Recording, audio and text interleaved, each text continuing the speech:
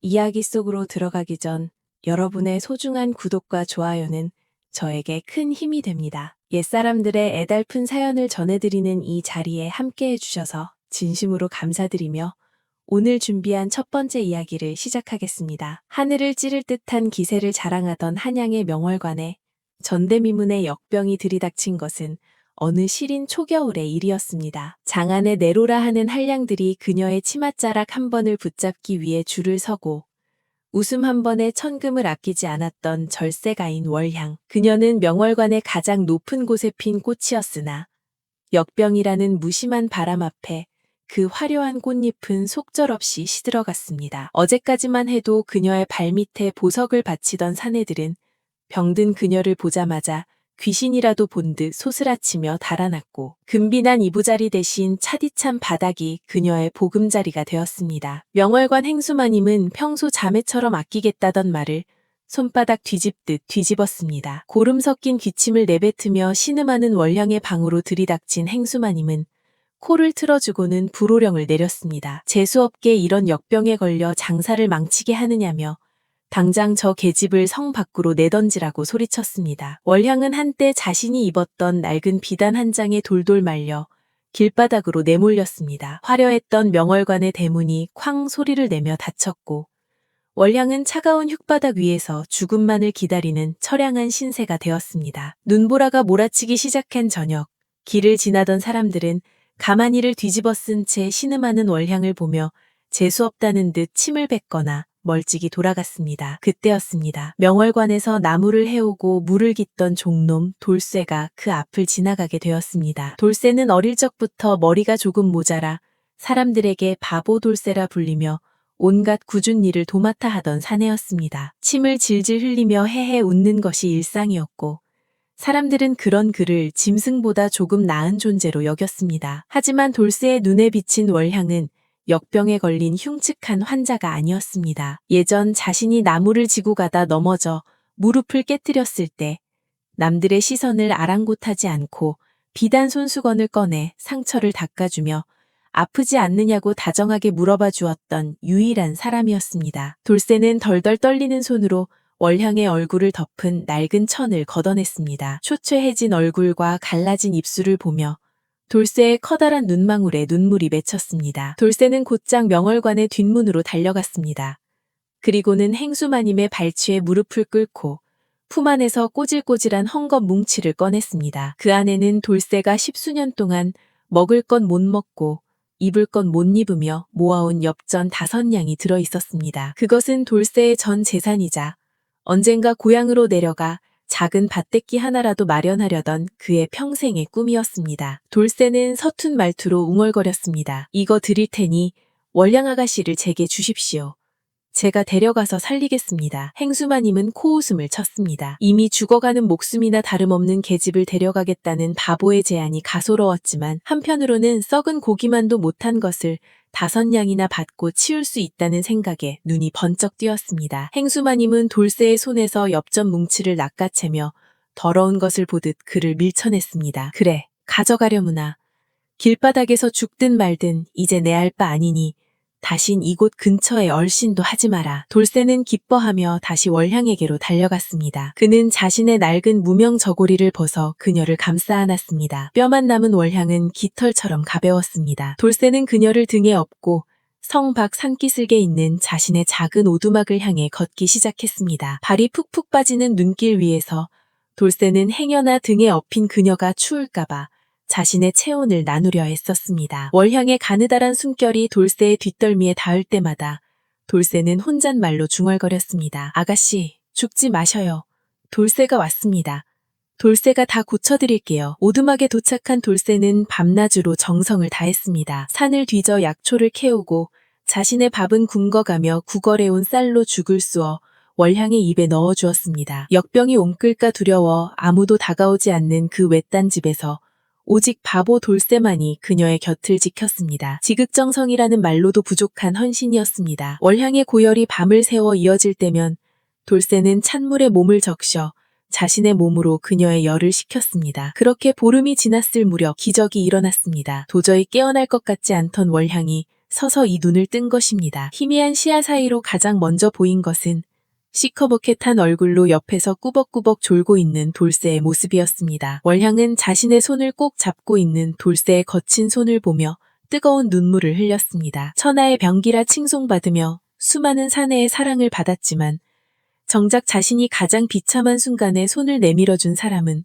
세상이 바보라 손가락질하던 이 투박한 종놈뿐이었습니다. 월형은 떨리는 목소리로 돌쇠를 불렀습니다. 돌쇠야, 네가 어찌하여 나를 이곳에 데려왔느냐. 잠결에 놀라 깬 돌쇠는 그녀가 정신을 차린 것을 보고 아이처럼 엉엉 울기 시작했습니다. 아가씨가 살아나셔서 다행입니다. 제 5냥보다 아가씨 목숨이 훨씬 더 소중합니다. 월향은 그 투박한 진심 앞에 무너져 내렸습니다. 화려했던 과거도, 비단 옷도, 자신을 배신했던 사람들도 이제는 아무런 의미가 없었습니다. 두 사람은 그날 이후로 산속 작은 집에서 서로를 의지하며 살아가기 시작했습니다. 비록 가진 것은 없었지만 돌쇠의 순박한 마음은 월향의 상처 입은 영혼을 치유해 주었습니다. 세상은 여전히 돌쇠를 바보라 부르고 월향을 버려진 기생이라 기억할지 모르지만 그 차디찬 눈밭에서 피어난 연정은 그 어떤 금은보화보다 찬란하게 빛나고 있었습니다. 역병으로 모든 것을 잃은 여인과 전 재산을 주고 그녀를 구한 바보 사내의 이야기는 그렇게 깊은 산골의 전설처럼 전해 내려옵니다. 진정한 사랑은 머리가 아니라 가슴으로 하는 것이며 가장 낮은 곳에서 가장 고귀한 꽃이 피어날 수 있다는 것을 그들은 몸소 보여주었습니다. 달빛 아래 두 사람의 그림자가 나란히 누운 오두막에는 더 이상 역병의 슬픔이 아닌 소박하지만 진실한 행복의 향기가 가득했습니다. 대문이 부서져라 열리며 마당으로 쏟아진 것은 시퍼런 분노와 서슬퍼런 모면이었다. 평소 인자한 채 하던 김찬판의 얼굴은 불그락부르락 달아올라 짐승의 형상을 하고 있었다. 그의 손에 들린 굵직한 회초리가 공기를 가르며 돌쇠의 어깨 위로 사정없이 떨어졌다. 이놈, 감히 어디라고 저런 부정한 것을 들이느냐? 는 고함이 장독대를 울리고 담벼락을 넘어 마을 어귀까지 뻗어나갔다. 돌쇠는 비틀거리면서도 등 뒤에 엎인 여인을 결코 내려놓지 않았다. 여인은 가느다란 기침을 내뱉으며 돌쇠의 혓바닥처럼 마른 등에 얼굴을 묻었다. 열기에 들뜬 그녀의 숨결이 돌쇠의 굵은 목덜미를 적셨지만 돌쇠는 아픔보다 발밑이 무너져 내리는 절망감이 더 컸다. 김찬판의 발길질이 돌쇠의 옆구리를 강타했다. 먼지구덩이 속에 처박히면서도 돌쇠는 여인의 머리가 땅에 닿지 않도록 제 팔로 감싸 안았다. 내 집안에 역병이라도 옮기려 작정했느냐? 는 호통 뒤로 행랑채 사람들이 수군거리는 소리가 들려왔다. 어제까지만 해도 형님 아우하며 지내던 이들이 이제는 오물을 보듯 그를 피했다. 10년 넘게 머슴살이를 하며 뼈가 빠지도록 일한 대가는 단 한순간에 물거품이 되어 사라졌다. 멍석조차 깔아주지 않는 냉혹한 축출이었다. 돌쇠는 피가 섞인 침을 뱉어내며 간신히 몸을 일으켰다. 그의 손에는 주인이 던져준 해진 괴나리꽃짐 하나만이 덜렁 들려있을 뿐이었다. 대문 밖으로 내동댕이 쳐진 두 사람 뒤로 육중한 빗장 걸리는 소리가 들렸다. 그것은 세상과의 단절을 의미했다. 마을 사람들은 창호지문 뒤에서 숨을 죽인 채 그들을 지켜보았다. 누구 하나 따뜻한 물 한 잔 건네는 이가 없었다. 병든 기생을 업고 나타난 머슴은 이미 마을의 수치이자 두려움의 대상이었다. 돌쇠는 여인의 흘러내린 몸을 다시 추스려 등에 업었다. 가을날의 해는 짧기도 했다. 서산 너머로 핏빛 노을이 쓰러지며 사방에 어스림이 깔리기 시작했다.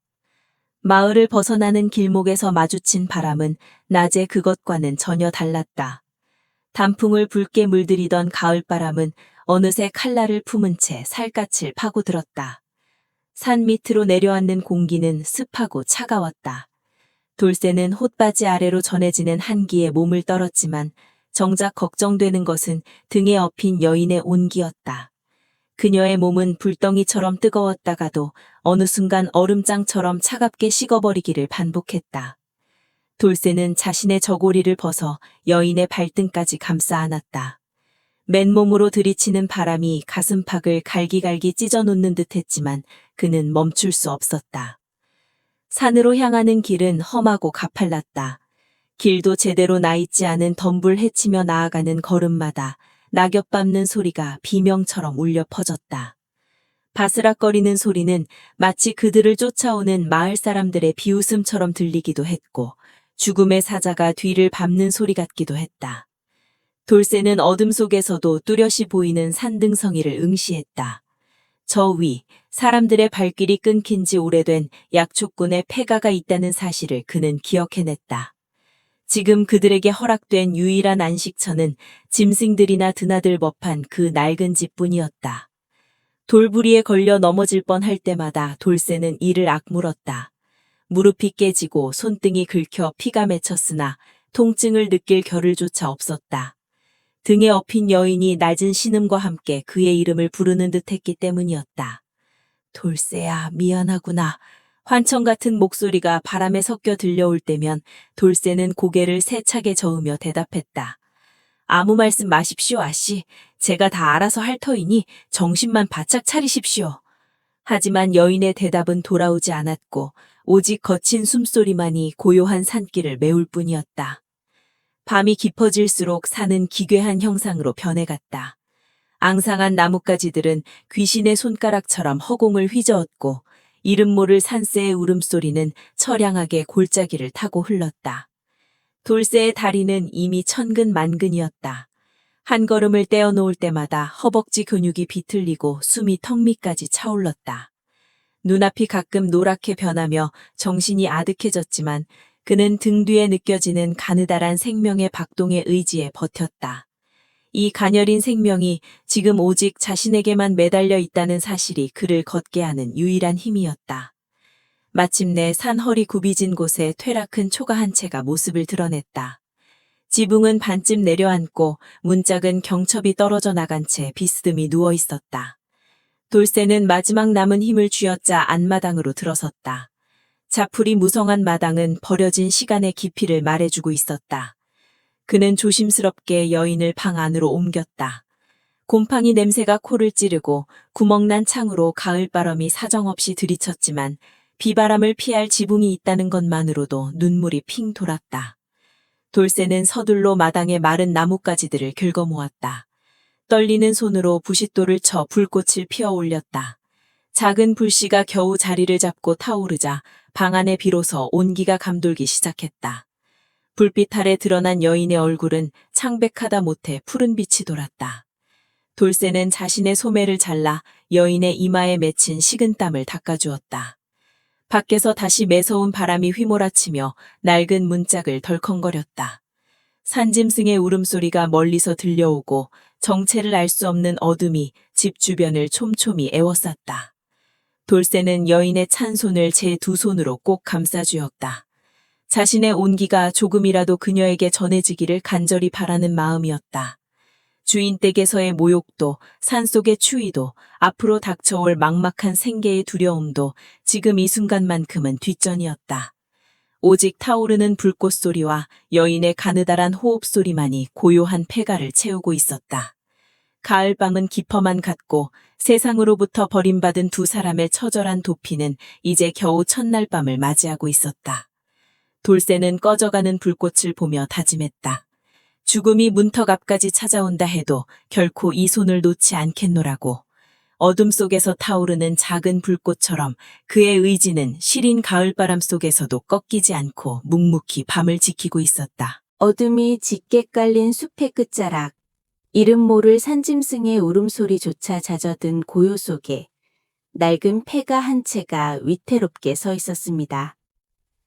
깨진 기와 사이로 스며드는 칼바람은 가차없이 방 안을 파고들었고 먼지 쌓인 석가래는 금방이라도 무너질 듯 삐걱거렸습니다. 그 서늘한 냉기 한가운데서 월양은 거친 숨을 몰아쉬며 쓰러져 있었습니다. 장막 끝에 습한 기운과 극심한 피로가 겹친 탓인지 그녀의 몸은 불덩이처럼 뜨겁게 달아올라 있었습니다. 돌쇠는 마른 나뭇가지를 모아 아궁이에 불을 지폈습니다. 매연이 가득 차올라 눈이 매웠지만 그는 연신 부채질을 하며 불꽃을 살려냈습니다. 방바닥에 간신히 온기가 돌기 시작하자 그는 젖은 수건을 짜서 월향의 이마 위에 조심스럽게 올려놓았습니다. 하얗게 질린 입술을 달싹이며 신음하는 그녀의 모습에 돌쇠의 가슴은 미어지는 듯했습니다. 그는 자신의 겉옷을 벗어 그녀의 몸 위로 덮어주며 행여나 온기가 새나갈까봐 옷깃을 여며주고 또 여며주었습니다. 밤이 깊어갈수록 월양의 병세는 더욱 깊어만 갔습니다. 헛것이 보이는 듯 허공을 향해 손을 내젓기도 하고 알아들을 수 없는 말을 내뱉으며 몸부림치는 그녀의 곁에서 돌쇠는 한잠도 이룰 수 없었습니다. 그는 바가지에 담아온 찬물에 수건을 적시고 또 적셨습니다. 수건이 그녀의 열기에 금세 미지근해지면 다시 찬물에 헹궈 올리기를 수십 번, 아니 수백 번을 반복했습니다. 그의 손마디는 찬물에 불어 트고 감각조차 무뎌졌지만 돌쇠는 멈추지 않았습니다. 어둠 속에서 타오르는 작은 모닥불을 바라보며 돌쇠의 기억은 아주 오래전 추운 겨울날로 거슬러 올라갔습니다. 그때 그는 이름조차 제대로 없던 굶주림에 허덕이던 어린 거지 소년이었습니다. 며칠을 굶어 눈앞이 가물가물하던 어느 날, 그는 어느 집 대문 앞에 쓰러져 있었습니다. 차가운 눈발이 온몸을 덮쳐오고 죽음의 그림자가 발끝까지 차올랐을 때 누군가 그에게 다가왔습니다. 바로 어린 시절의 월량이었습니다. 그녀는 화려한 비단 옷을 입고 있었지만 거렁링이 소년을 향해 눈살 한 번 찌푸리지 않았습니다. 오히려 안타까운 눈빛으로 그를 바라보더니 집 안으로 달려가 김이 모락모락 나는 흰 쌀밥 한 그릇을 정성껏 담아 들고 나왔습니다. 그 밥 위에 얹어져 있던 따뜻한 온기와 달콤한 밥 냄새는 소년에게 단순한 음식이 아니었습니다. 그것은 세상이 자신을 버리지 않았다는 증거였고 다시 살아가야 할 이유였습니다. 월양이 건넨 그 밥 한 그릇이 없었더라면 돌쇠라는 존재는 이미 이 세상 사람이 아니었을 것입니다. 돌쇠는 월양의 뜨거운 손을 두 손으로 꼭 감싸주었습니다. 거칠고 투박한 자신의 손 안에서 느껴지는 그녀의 가녀린 맥박이 마치 꺼져가는 등불처럼 위태로웠습니다. 그는 마음속으로 간절히 빌고 또 빌었습니다. 차라리 이 고통을 자신에게 다 넘겨달라고, 이 귀한 분을 데려가지 말아달라고 하늘을 향해 소리 없는 절규를 내뱉었습니다. 보잘것없는 머슴의 목숨 따위는 수백 번을 버려도 아깝지 않으니 부디 이 여인만은 살려달라는 애원이 어두운 폐가 안을 가득 채웠습니다. 새벽녘이 되자 산속의 냉기는 더욱 매서워졌습니다. 아궁이의 불꽃은 사그라져가고 돌쇠의 체력도 바닥을 드러내고 있었습니다. 하지만 그는 정신을 놓지 않았습니다. 그는 자신의 가슴팍에 월양의 머리를 기대게 하고 체온을 나누어 주기 위해 그녀를 품에 꼭 안았습니다. 사람의 온기가 가장 큰 약이라는 말을 어디선가 들은 적이 있었습니다. 그는 자신의 심장 소리가 그녀에게 전달되기를, 그 고동 소리가 그녀를 이승의 삶으로 다시 끌어당겨 주기를 간절히 바랐습니다. 지성이면 감천이라 했던가요? 칠흑 같은 어둠이 걷히고 창호지 너머로 푸르스름한 새벽빛이 스며드는 무렵 기적 같은 일이 일어났습니다. 거칠게 몰아쉬던 월량의 숨소리가 조금씩 잦아들기 시작한 것입니다. 불덩이 같던 이마의 열기도 서서히 내접하고 그녀의 얼굴에 맺혀있던 식은땀이 마르기 시작했습니다. 돌쇠는 믿기지 않는 듯 그녀의 얼굴을 찬찬히 살폈습니다. 경련하듯 떨리던 손가락이 멈추고 월양은 마치 깊고 평온한 잠에 빠져든 아이처럼 고요해졌습니다. 돌쇠는 그제서야 안도의 한숨을 내쉬며 긴장이 풀린 몸을 바닥에 기댔습니다. 밤새도록 뜬 눈으로 지샌 탓에 눈꺼풀이 천근만근 무거웠지만 그는 잠들지 않았습니다. 창밖에서 들려오는 산새들의 지저김이 마치 승전보처럼 들려왔습니다. 그는 곁에 누운 월양의 평온한 얼굴을 보며 소리 없이 미소 지었습니다. 예전에 자신이 받았던 밥 한 그릇의 은혜를 오늘 밤에 이 정성으로 조금이나마 갚을 수 있었다는 사실만으로도 그는 세상을 다 얻은 것 같았습니다. 햇살이 폐가에 갈라진 틈 사이로 한 줄기 빛을 내뿜으며 들어와 월양의 눈꺼풀 위에 머물렀습니다. 잠시 후 그녀가 가느다란 신음을 가지고 천천히 눈을 떴습니다. 초점이 흐릿하던 그녀의 눈동자에 가장 먼저 들어온 것은 초췌한 몰골로 자신을 지키고 서 있는 돌쇠의 얼굴이었습니다.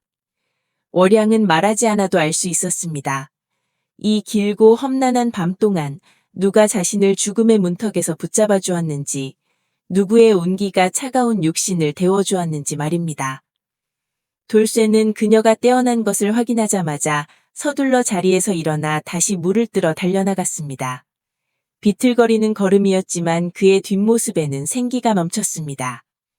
월양은 멀어지는 그의 등을 바라보며 옅은 미소를 지었습니다.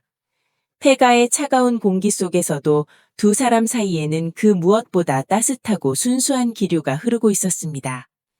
고난의 밤은 지나갔고 기적 같은 회복과 함께 새로운 아침이 밝아오고 있었습니다. 그것은 단순히 병에서 나은 것 이상의 의미였습니다.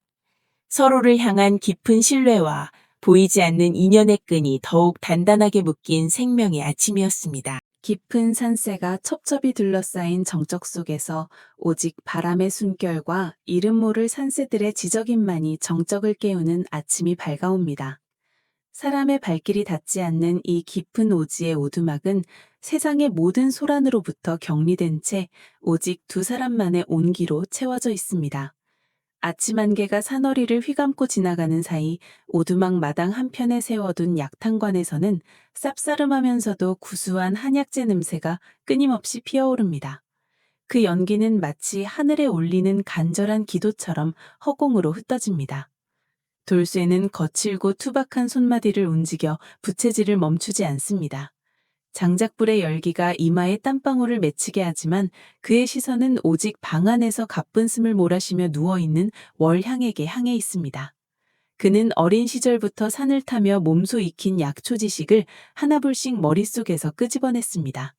어느 골짜기의 그늘진 바위 틈에 기력을 보하는 산삼이 숨어 있는지, 어느 절벽 끝자락에 폐에 열을 내리는 신비로운 약초가 돋아나는지 그는 누구보다 잘 알고 있었습니다. 그의 하루는 동이 트기도 전 이슬이 채 마르지 않은 험준한 산길을 오르는 것으로 시작되었습니다. 발톱이 빠지고 손톱 밑에 흙이 박히는 고통 따위는 안중에도 없었습니다. 오로지 월향의 창백한 안색에 다시금 장밋빛 생기가 돌기를 바라는 일년뿐이었습니다. 그는 깎아지른 듯한 절벽에 매달려 귀한 약재를 손에 넣었을 게 자신의 목숨을 구한 것보다 더 큰 기쁨을 느끼며 아이처럼 웃곤 했습니다. 그렇게 구해온 약초들을 정성껏 씻고 다듬어 가장 맑은 계곡물에 넣고 다려내는 과정은 그 자체로 하나의 경건한 의식이었습니다.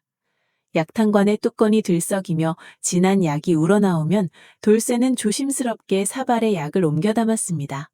그리고는 월향의 곁으로 다가가 수건을 적시어 그녀의 뜨거운 이마를 닦아주었습니다.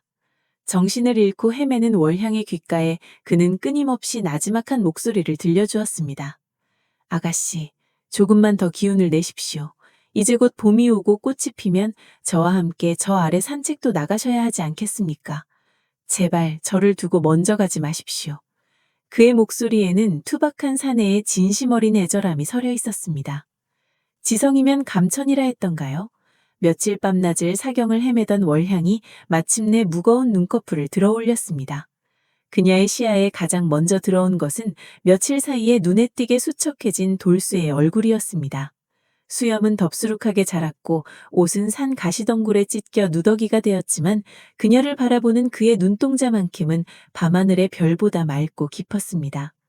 월향은 힘겹게 손을 내밀어 돌쇠의 거친 손등을 어루만졌습니다. 그 따스한 촉감이 닿는 순간 돌쇠는 참았던 눈물을 왈칵 쏟아내고 말았습니다. 살아주셔서 고맙다는 말조차 목이 메어나오지 않는 그저 뜨거운 눈물만이 두 사람의 손등 위로 떨어졌습니다. 회복은 더디었지만 확실했습니다. 돌쇠가 지극정성으로 다려바치는 약과 그가 산에서 따온 달콤한 산딸기, 그리고 맑은 공기는 월향의 몸속에 잠들어 있던 생명력을 조금씩 깨웠습니다. 어느 정도 기력을 회복한 월향이 방 안에서 일어나 앉을 수 있게 되자 오두막의 분위기는 이전과는 전혀 다른 평화로운 빛으로 물들기 시작했습니다. 두 사람에게는 이제 주종의 관계도 양반과 노비라는 가혹한 신분의 굴레도 존재하지 않았습니다. 오직 서로의 목숨을 아끼고 보듬는 두 영혼만이 존재할 뿐이었습니다. 마당 평상에 나란히 앉아 저무는 노을을 바라보는 시간은 그들에게 가장 큰 축복이었습니다. 돌쇠는 산짐승들이 지나간 흔적이나 꽃들이 피어나는 순서에 대해 이야기해 주었고, 월향은 그 투박한 이야기 속에 담긴 생명의 경이로움에 귀를 기울였습니다. 세상 사람들은 그들을 손가락질하고 조롱했을지 모릅니다. 양반집 규수가 미천한 종과 눈이 맞아 도망쳤다고 가문의 수치라고 떠들었을 것입니다. 하지만 이곳 산속에서 그런 편견은 바람에 흩어지는 낙엽보다 가벼운 것이었습니다. 월향은 문득 자신의 허연 손과 돌쇠의 검게 그을린 손을 겹쳐보았습니다. 비단 옷을 입고 가마를 타던 시절에는 결코 알지 못했던 진정한 삶의 무게와 사랑의 깊이가 그 손 위에 놓여 있었습니다. 그녀는 돌쇠에게 말했습니다. 저 밑에 세상에서 보던 화려한 비단보다 지금 당신이 내 입에 넣어주는 이 쌉쌀한 약초가 더 달콤하다고 말입니다. 돌쇠는 쑥스러운 듯 머리를 극적였지만 그의 가슴 속에선 이름 모를 꽃들이 만개하듯한 벅찬 감동이 일렁였습니다. 그들은 함께 밭을 일구었습니다. 돌쇠가 억센 타 근육을 움직여 땅을 파헤치면 월향은 그 뒤를 따라 작은 씨앗들을 심었습니다. 흙 만지는 일은 고되었지만 그 흙냄새 속에서 그들은 새로운 희망의 냄새를 맡았습니다. 세상의 시선이 닿지 않는 이 깊은 산속은 더 이상 도망자의 은신처가 아니었습니다. 그곳은 두 사람이 스스로 선택한 세상이었고 누구에게도 간섭받지 않는 자유의 영토였습니다. 밤이 되면 오두막 화로에 둘러앉아 소박한 옥수수를 구워 먹으며 두 사람은 먼 훗날을 꿈꾸었습니다. 돌아오는 봄에는 뒷산에 진달래를 따와다가 화전을 부쳐 먹자고, 여름이 오면 계곡물에 발을 담그고 더위를 식히자고 약속했습니다. 거창한 야망이나 부귀영화는 없었지만 서로의 숨소리를 들으며 잠들 수 있다는 사실만으로도 그들의 영혼은 충만했습니다. 월향의 병색이 완전히 가시고 뺨에 건강한 혈색이 돌기 시작했을 때 돌쇠는 산신령께 절을 올리며 맹세했습니다. 평생 이 여인을 위해 자신의 온 생을 바치겠노라고. 자연은 차별하지 않았습니다. 태양은 양반에게도 노비에게도 똑같이 따스한 볕을 내려쬐고 비는 배고픈 이와 배부른 이를 가리지 않고 대지를 적셔주었습니다. 그 대자연의 섭리 속에서 두 사람은 비로소 인간으로서의 존엄을 되찾았습니다. 억압받던 과거의 상처들은 새살이 돋듯 조금씩 아물어갔고 그 자리에는 서로를 향한 깊은 신뢰와 사랑이라는 단단한 흉터가 남아 있었습니다. 그 흉터는 아픔이 아니라 역경을 이겨낸 훈장이었습니다. 이제 오두막 주변에는 돌쇠가 심어놓은 약초들이 파릇파릇하게 삭을 틔우기 시작했습니다. 그 연약한 초록색 삭들은 마치 두 사람의 앞날을 축복하는 희망의 전령사 같은 것이었습니다. 차가운 겨울을 견디어내고 흙을 뚫고 올라온 저 삭들처럼 그들의 사랑 또한 세상의 모진 풍파를 이겨내고 이 깊은 산 속에서 가장 아름다운 꽃을 피워낼 것입니다. 돌쇠와 월향은 서로의 손을 꼭 쥔 채 산등선이 너머로 떠오르는 찬란한 아침 해를 맞이합니다. 그 빛은 과거의 어둠을 지워내고 오직 두 사람만이 써내려갈 새로운 연대기의 시작을 알리고 있었습니다.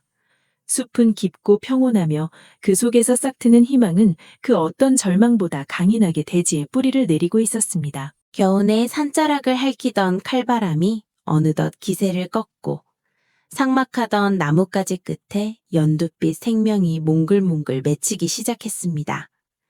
꽁꽁 얼어붙었던 계곡물은 제 무게를 이기지 못한 얼음장을 밀어내며 졸졸졸 흐르기 시작했고 그 소리는 마치 잠들었던 산천초목을 깨우는 나지막한 노래처럼 들려왔습니다.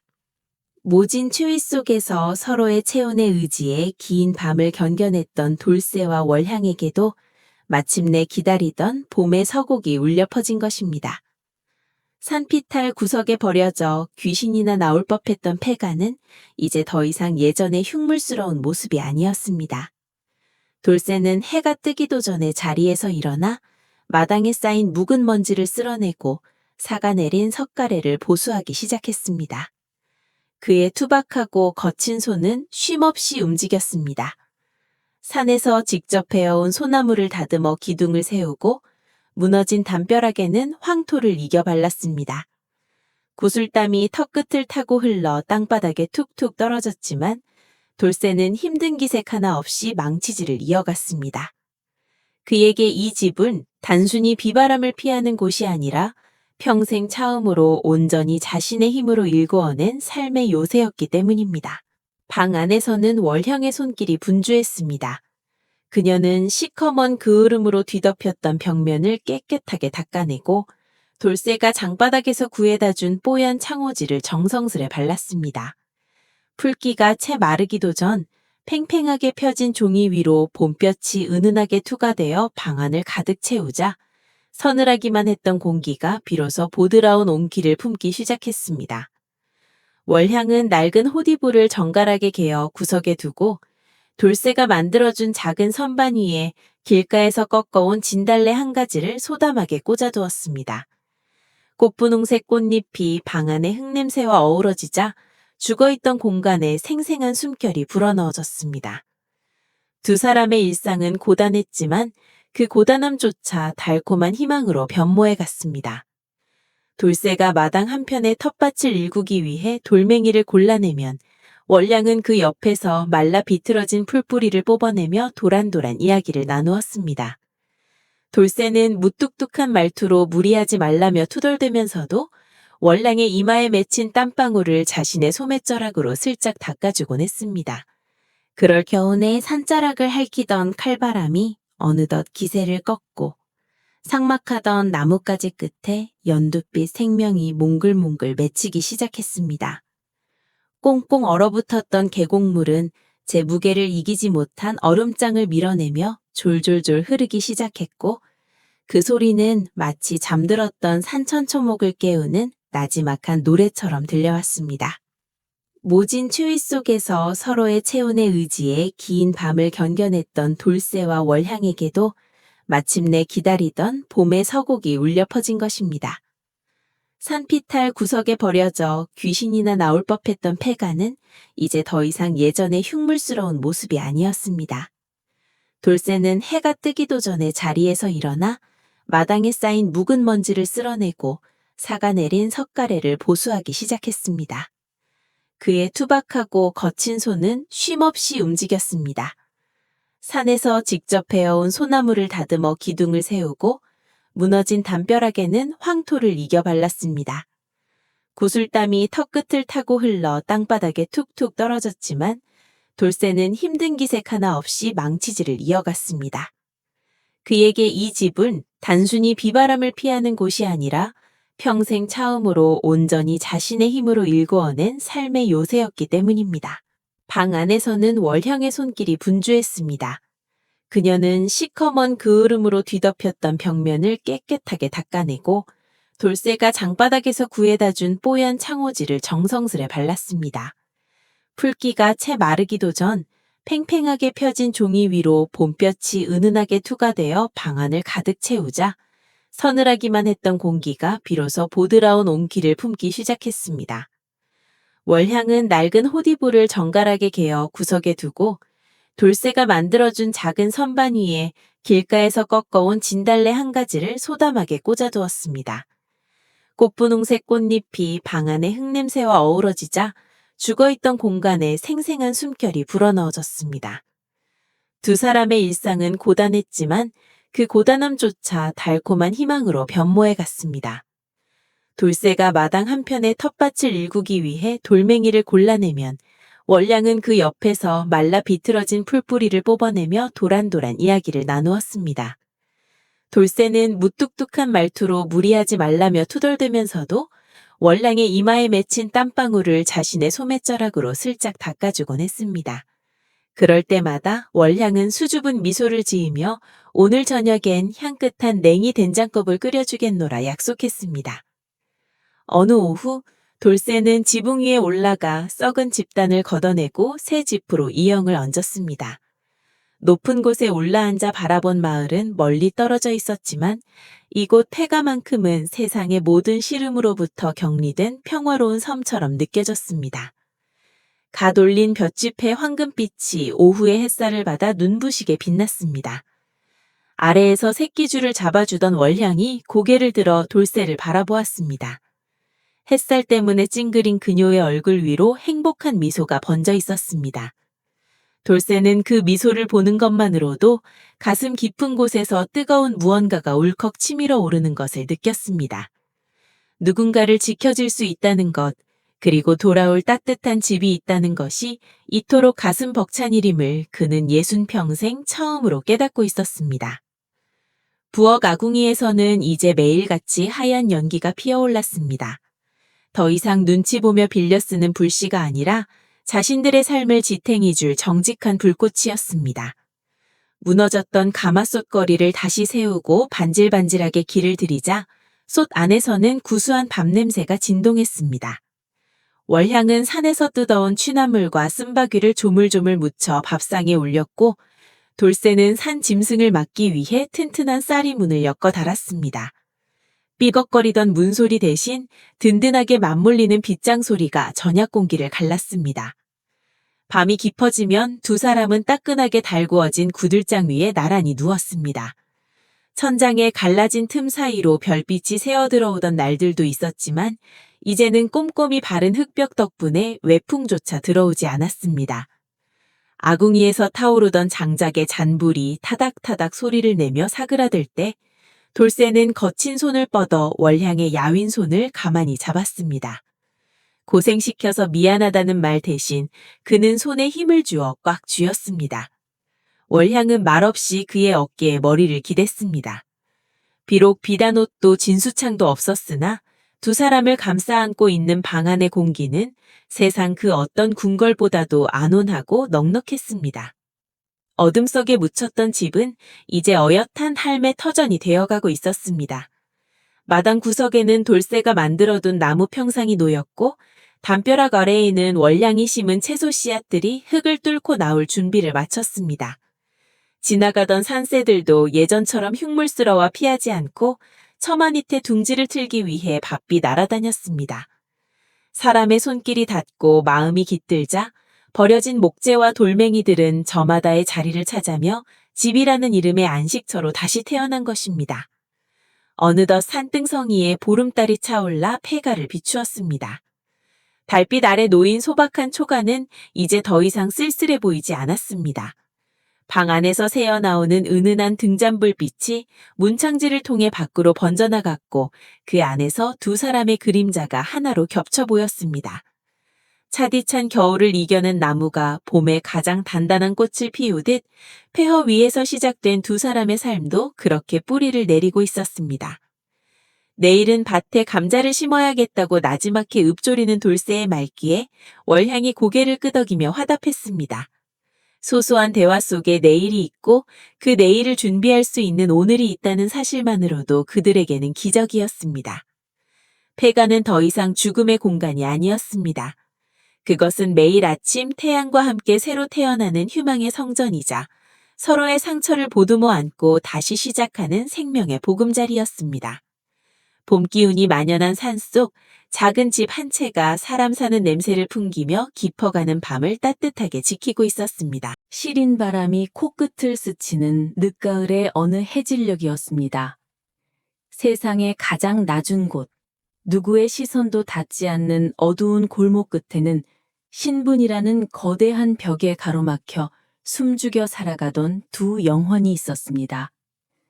한 명은 평생을 주인의 발치에서 그림자처럼 살아야 했던 천한 종놈이었고 또 다른 한 명은 화려한 비단옷 뒤에 서러운 눈물을 감춘 채 버려진 기생이었습니다. 사람들은 그들을 보며 침을 뱉거나 고개를 돌렸습니다. 그들의 존재 자체가 세상의 질서를 어지럽히는 흉물이라 여겼기 때문입니다. 하지만 세상이 내뱉은 독한 말들은 그들의 가슴 속에서 오히려 서로를 향한 깊은 연민과 사랑의 불씨가 되었습니다. 사내의 손은 거칠었습니다. 평생 흙을 만지고 나무를 패며 만들어진 굳은 살은 그가 견뎌온 모진 세월의 증거였습니다. 반면 여인의 손은 가늘고 고왔으나 그 손끝에는 수만 번의 검은 곶줄에 베인 상처와 술잔을 따르며 억눌러 온 울분이 서려 있었습니다. 사내는 처음 여인을 보았던 날을 기억합니다. 화려한 연회장 구석에서 억지로 웃음을 지어 보이다가 아무도 없는 뒤뜰에서 홀로 어깨를 들썩이며 울던 그녀의 뒷모습을 말입니다. 그때 사내는 깨달았습니다. 저 여인의 화려한 겉모습 속에 갇힌 영혼이 자신처럼 차가운 땅바닥을 뒹굴고 있다는 사실을 말입니다. 그날 이후 사내는 누가 시키지 않아도 여인이 머무는 방 앞에 매일같이 산에서 딴 작은 들꽃 한 송이나 잘 익은 산딸기 몇 알을 몰래 두고 갔습니다. 보잘것없는 것들이었지만 그것은 사내가 줄 수 있는 가장 고귀한 마음이었습니다. 여인 역시 그 마음을 알았습니다. 처음에는 누군가의 장난인 줄만 알았으나 매일 아침 문을 열 때마다 놓여있는 그 소박한 선물에서 그녀는 태어나 처음으로 사람의 온기를 느꼈습니다. 권력을 가진 양반들이 던져주는 금부치보다 거친 손으로 조심스럽게 꺾어온 들꽃 한 송이가 그녀의 얼어붙은 마음을 녹였습니다. 세상은 그들의 짧은 만남을 용납하지 않았습니다. 천한 종놈이 어찌 기생과 눈을 맞추느냐며 주인의 매질이 이어졌고 여인에게는 정조를 지키지 못한 화근이라며 모진 욕설이 쏟아졌습니다. 하지만 매를 맞아 피가 터지는 와중에도 사내는 웃었습니다.